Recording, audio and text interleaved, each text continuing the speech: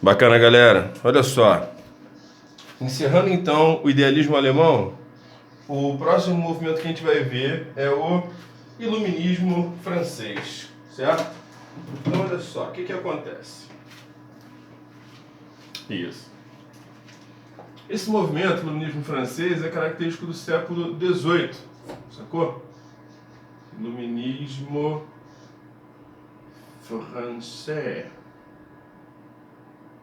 Não sei falar francês não. French Enlightenment. Aí tá tranquilo. Século XVIII. Cara, olha só, qual é o grande foco desse movimento iluminista? É o seguinte, eles acreditam que a razão é a luz, iluminismo, a razão é a luz que dissipa, ou seja, que espalha, né, que afasta as trevas do período medieval, certo? Mas por que, cara, que eles chamam as trevas de período medieval? Ao contrário, por que eles chamam o período medieval de trevas? Burro.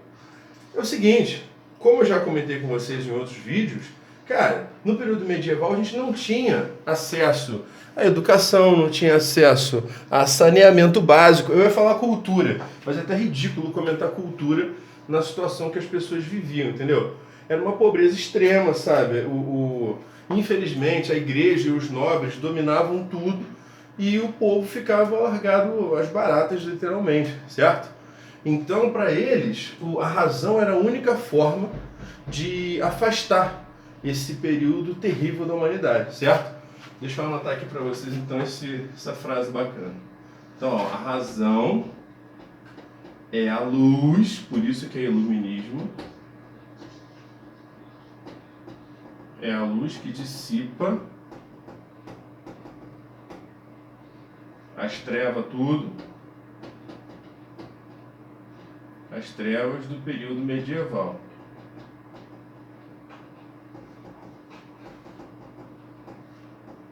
Beleza? Então esse é o objetivo central. Agora, uma outra coisa fundamental que eu até já comentei no meio dessa minha fala inicial, é uma crítica característica firme do iluminismo francês. É uma crítica ao total privilégio, certo? Às condições de vida completamente diferenciadas, né? Que eram característica do dia a dia da nobreza e do clero, certo? Essa é a parada. Então, crítica aos privilégios, às molezinhas, certo? Da nobreza e do clero. Ou seja, os nobres e a igreja tinham tudo, podiam tudo, da nobreza, eu vou botar da nobres.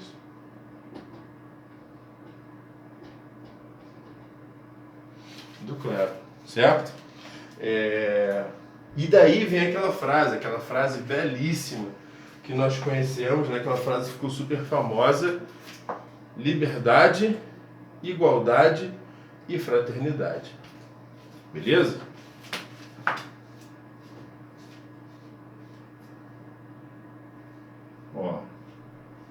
E essa frase, se a gente pesquisar no nosso caderninho de filosofia, quando nós estudamos os empiristas, lembra dos empiristas, né? Aquele movimento encabeçado pelo Francis Bacon, certo? Analisando os empiristas, vocês vão ver um inglesinho sem vergonha lá, tríade do empirismo britânico, lembra? Tem um camarada lá que diz o seguinte: os homens nascem bons, livres e iguais. Será que esse fraternidade saiu na tela? Deixa eu ver. Fraternidade. Saiu meio sofrido, mas dependendo. Fraternidade. Certo? Então, essa frase aqui, que virou o lema, né, do iluminismo francês, foi inspirada no nosso amigo John Locke. Certo? John Locke, nosso iluminista britânico. Empirista britânico. Certo? Conhecido como o pai do liberalismo. O que o nosso amigo John Locke dizia? De novo. Agora eu vou apontar. Os seres humanos nascem bons, ó, fraternidade, somos bons, né? Somos irmãos uns dos outros, livres e iguais. Segundo Locke, é a sociedade que corrompe, é a sociedade que coloca um ser humano contra o outro, que coloca um ser humano acima do outro. Por quê? Não, você é nobre, eu não sou nobre, então você está acima, e ponto final, e tira a liberdade do ser humano, certo? Então, esse é o grande ponto do iluminismo francês. E o modo que ele acontece é um modo nada romântico, né? É um modo de revolução mesmo, como vocês certamente já estudaram em história, mas a ideia é eliminar os nobres e o clero, certo? Para que a vida seja de acordo com esse lema aqui, seja livre, igual e bacana, irmandade, né? Para todo mundo. Foi? E aí temos 3 nomes nesse processo, 3 nomes principais, certo? O primeiro deles é o nosso amigo Voltaire. O Voltaire é um cara importantíssimo para a história da humanidade, porque ele foi um cara que sempre pregou a tolerância. Ok?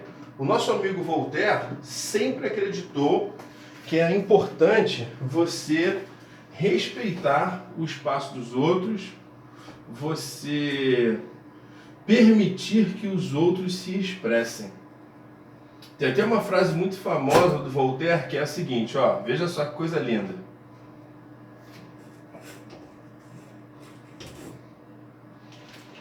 Posso não concordar com nenhuma palavra do que diz, mas lutaria até a morte pelo seu direito de dizê-lo. Sacou a parada? Então ele era um cara que acreditava que o direito de expressão, o direito do ser humano dizer o que ele pensa, o que ele deseja, suas aspirações, era algo fundamental para o ser humano, certo? Vou escrever aqui sobre o nosso amigo Voltaire, que também é do século XVIII.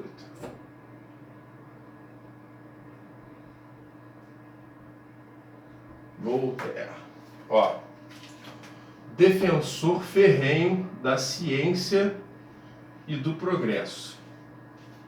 E quando a gente fala ciência, o que é para interpretar daqui? Da ciência e do progresso. Esse progresso não vai aparecer, vou colocar embaixo. Quando eu digo ciência, eu quero dizer o quê? Ele acredita que as coisas devem ser feitas a partir da, iluminismo. O que ilumina tudo? Razão. Então Voltaire acredita que tudo tem que ser feito a partir da razão, de comprovação, certo? Cientificamente, beleza? E, além disso, aqui, aí vem aquilo que eu já falei, liberdade de expressão.